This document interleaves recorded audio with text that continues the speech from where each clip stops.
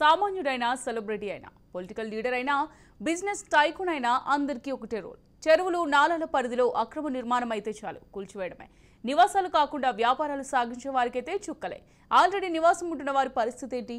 ఎప్పుడెప్పుడు జేసీబీతో హైడ్రా దిగుతుందో అని వారంతా తెగ కంగారు పడుతున్నారు. దీనిపై కమిషనర్ కొంత క్లారిటీ ఇచ్చినా ఇంకా సందేహాలున్నాయి. అందుకే సర్కారు హైడ్రాకు సంబంధించి వ్యూహం మార్చుతోంది.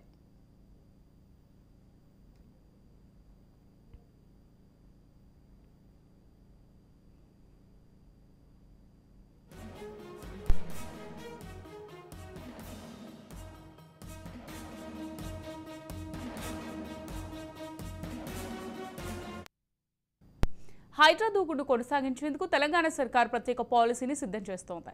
సామాన్యులను కాపాడుకుంటూనే మరోవైపు అడ్డంగా ఆక్రమించిన వారిని అడ్డగోలుగా కూల్చేసేందుకు ప్లాన్ చేస్తోంది. చెరువులను చెరబట్టడానికి వాడిన పదం డెవలప్మెంట్. జీహెచ్ఎంసీ పరిధిలో అత్యంత ఖరీదైన ఏరియాలోని చెరువులను దత్తత పేరుతో కార్పొరేట్ సంస్థలకు కట్టబెట్టారు. అందుకు వాడిన మరో పదం కార్పొరేట్ సోషల్ రెస్పాన్సిబిలిటీ.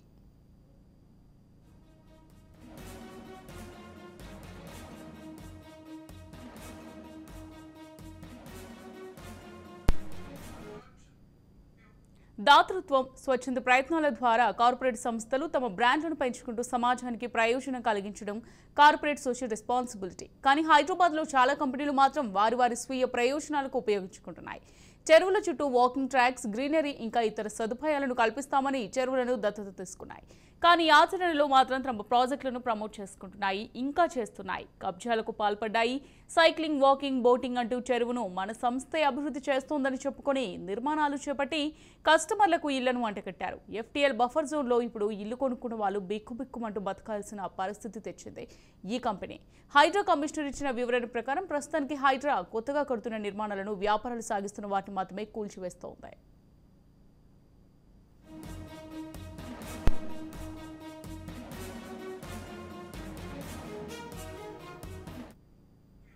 డెవలప్మెంట్ పేరుతో కార్పొరేట్ కంపెనీలు చెరువులను కబ్జా చేశాయి. అందుకు అధికారంలో ఉన్న పెద్దలు, అధికారులు వంతుపడారు. ఇందులో హెచ్ఎండిఏ, ఇరిగేషన్ 2 డిపార్ట్మెంట్లు భాగం పంచుకున్నాయి. దీంతో నాలాల డైవర్షన్ మార్చి మరీ బిల్డింగ్లు కట్టారు. ఎఫ్టీఎల్ బఫర్ జోన్ అని తెలిసినా కూడా అధికారులు పర్మిషన్ ఇచ్చేశారు. ఇలా లెక్కలేనని జరిగాయి. వాటి ఫలితంగా నగరంలోని గొలుసుకట్టు చెరువుల లింక్ తెగిపోయింది. కొన్ని ఏరియాలో దీని ఫలితాన్ని అక్కడి వారు అనుభవిస్తున్నారు. కోట్లు ఖర్చు పెట్టి కొనుగోలు చేసిన ఇల్లు మునిగిపోతుంటే కన్నీరు తప్ప మరో మార్గం లేదు. నాలల దారి మళ్లింపేందుకు కారణం. అందుకే అధికారులపై ఫోకస్ పెట్టింది హైడ్రా. వారిపై చర్యలకు పూనుకుంది.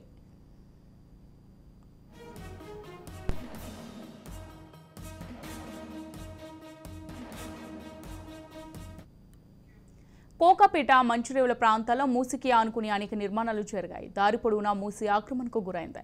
అందుకే మూసిపై ప్రత్యేక ఫోకస్ పెట్టింది హైడ్రా. ప్రభుత్వం కూడా మూసి ప్రక్షాళనకు పూనుకోవడంతో దీనిపై రానున్న రోజుల్లో సంచలన నిర్ణయాలు ఉండే అవకాశం ఉంది.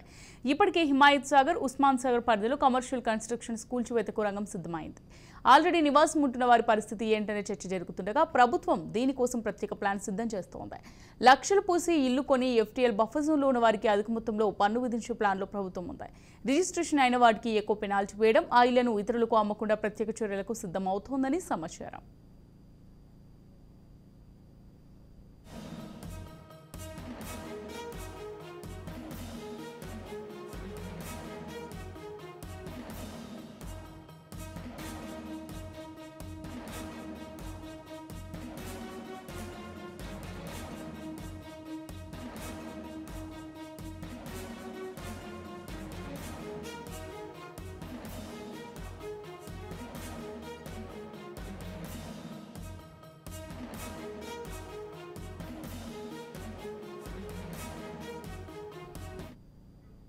రైట్, ఇక ఇదే అంశానికి సంబంధించి మరింత సమాచారం మా ప్రతినిధి తేజ అందిస్తారు. తేజ, మనం చూస్తూనే ఉన్నాం. మొత్తంగా హైడ్రా ఏర్పడిన దగ్గర నుంచి కూడా ఎలాంటి పెను మార్పులు సంభవిస్తున్నాయి, అదేవిధంగా జిహెచ్ఎంసీ పరిధి ప్రాంతంలో కావచ్చు జరిగినటువంటి నష్టం ఏంటి, అసలు పర్యావరణం ఏ విధంగా నష్టపోయింది అనేటువంటి అంశాలన్నీ కూడా ఒక్కొక్కటిగా కూడా బయటపడుతూ వస్తున్నటువంటి పరిస్థితులు మనం చూస్తూనే ఉన్నాం. ఎందుకంటే హైడ్రాని 2500 చదరపు కిలోమీటర్ల మేర ఇటు జిహెచ్ఎంసీ పరిధి ప్రాంతంలో విస్తరించున్నారు. ఇప్పుడు దాన్ని హెచ్ఎండిఏ పరిధి వరకు కూడా విస్తరించాలనేటువంటి ఆలోచనలో కూడా ఇటు రాష్ట్ర ప్రభుత్వం ఆ నిర్ణయం తీసుకుంటున్నట్లుగా కూడా మనకి తెలుస్తుంది. మొత్తంగా చూస్తే మాత్రం అంటే హైదరాబాద్ లో ఉన్నటువంటి చెరువులు కావచ్చు, నాలాలు కావచ్చు, కుంటలు కావచ్చు, వీటన్నిటినీ కూడా యథేచ్ఛగా కూడా చాలా మంది అప్పటి ప్రభుత్వాల యొక్క అండతోటి వారందరూ కూడా చాలా యథేచ్ఛగా కూడా వాటన్నింటినీ కూడా అక్రమంగా నిర్మించడమే కాకుండా అక్కడ అక్రమ నిర్మాణాలు చేపట్టడం, ఆక్రమించడం, అక్రమమైనటువంటి నిర్మాణాలు చేపట్టడంతో పాటు బహుళ అంతస్తుల భవనాలు నిర్మించడం అవన్నీ కూడా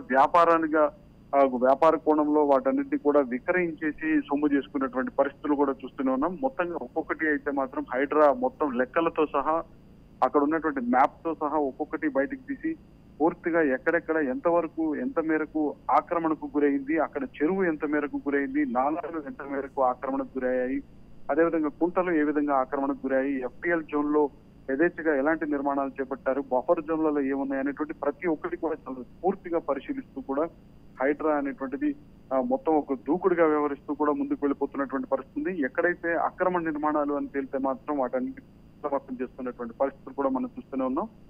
ఇదే నేపథ్యంలో హైడ్రాని మరింత బలోపేతం చేయాలి అనేటువంటి ఆలోచనతో పాటు అంటే ఒక రకంగా మనం చూసినట్లయితే మాత్రం, ఎందుకంటే హైదరాబాద్ లో అంటే గత ప్రభుత్వాల అండతోటి కూడా ప్రభుత్వంలో ఉన్నటువంటి పెద్దలు తమకు పూర్తిగా అనుకూలంగా ఉన్నారు అనేటువంటి ఆలోచనతో కూడా వారంతా కూడా యథేచ్ఛగా కొన్ని చోట్ల ఈ చెరువులు కావచ్చు వాటన్నిటి దగ్గర కూడా వాటన్నిటి ప్రభుత్వాలతో కుమ్మక్కై కొంతమంది అటు HMDA కావచ్చు లేకపోతే ఇరిగేషన్ అధికారులు కావచ్చు వీరిరువురి భాగస్వామ్యంతోనే కూడా అక్కడ ఈ విధమైనటువంటి నిర్మాణాలు చేపట్టారు అనేటువంటి అంశాలు కూడా ఇప్పుడు ఒక్కొక్కటిగా బయటపడుతున్నటువంటి పరిస్థితి. ఎందుకంటే గతంలో ఉన్నటువంటి ప్రభుత్వ అధికారులు కూడా లంచాలకు పాల్పడి ఈ విధంగా కూడా కొన్ని రకాలైనటువంటి డబ్బులకు కకృతి పడి కూడా ఈ విధంగా ఇలాంటి నిర్మాణాలకు అనుమతులు ఇచ్చారు అనేటువంటి వ్యాఖ్యలు కూడా ప్రస్తుతం సర్వత్రా కూడా వినిపిస్తున్నటువంటి పరిస్థితి.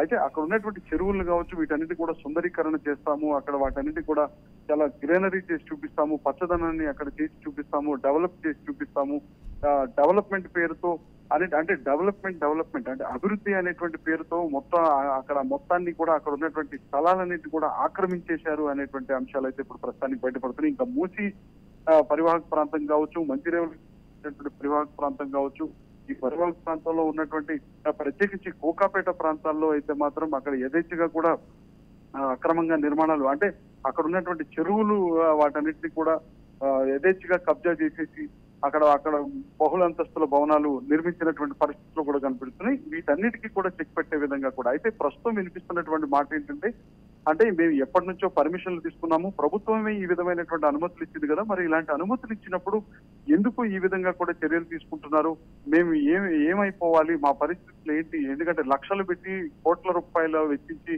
మేము ఇక్కడ ఫ్లాట్లు కొనుక్కున్నాము, మా పరిస్థితి ఏమిటి అనేటువంటి ఒక ప్రశ్న అయితే అందరి నుంచి కూడా ఉత్పన్నం అవుతున్నటువంటి పరిస్థితి. ఈ నేపథ్యంలో ప్రభుత్వం అయితే ఒక సరికొత్త పాలసీని తీసుకొచ్చేటువంటి ప్రయత్నం చేస్తున్నట్లుగా కూడా తెలుస్తుంది. దీనికి సంబంధించి మొత్తంగా అంటే ఈ విధంగా కట్టడాలను కొనుగోలు చేసిన వారు ఎవరైతే ఉంటారో వారికి అధిక పన్నులు అంటే ఆ భవనాలన్నింటినీ కూడా డిమోలిషన్ చేయకుండా అంటే కూల్చకుండా వారి నిర్మాణాలను కూల్చకుండా కేవలం వారందరికీ కూడా ఒక వెసులుబాటు కల్పిస్తూ అధిక పన్నులు కట్టే విధంగా కూడా వారికి ఆ వెసులుబాటు కల్పించేటువంటి ప్రయత్నం, అదే విధంగా వారి దగ్గర నుంచి ఇతరులకు అమ్మకుండా ఉండే విధంగా కూడా ఒక జాగ్రత్త తీసుకునేటువంటి ప్రయత్నం, ఈ విధంగా అయితే ఒక పాలసీని తయారు చేస్తున్నారు అన్నట్లుగా కూడా తెలుస్తుంది. ఏదేమైనా కానీ హైడ్రా అనేటువంటిది వచ్చిన తర్వాత నుంచి అంటే ఏ మేరకు గతంలో అంటే ఒక 20 సంవత్సరాలు 40 సంవత్సరాల క్రితం చెరువులు కావచ్చు, కుంటలు కావచ్చు, నాలాలు కావచ్చు ఏ విధంగా ఉండే, ఆ పరిస్థితి ఏ విధంగా ఉంది, కానీ ఇప్పుడు ప్రస్తుత పరిస్థితి ఏ విధంగా ఉంది, ఏ మేరకు ఆక్రమణకు గురయ్యాయి అనేటువంటి అంశం అయితే మాత్రం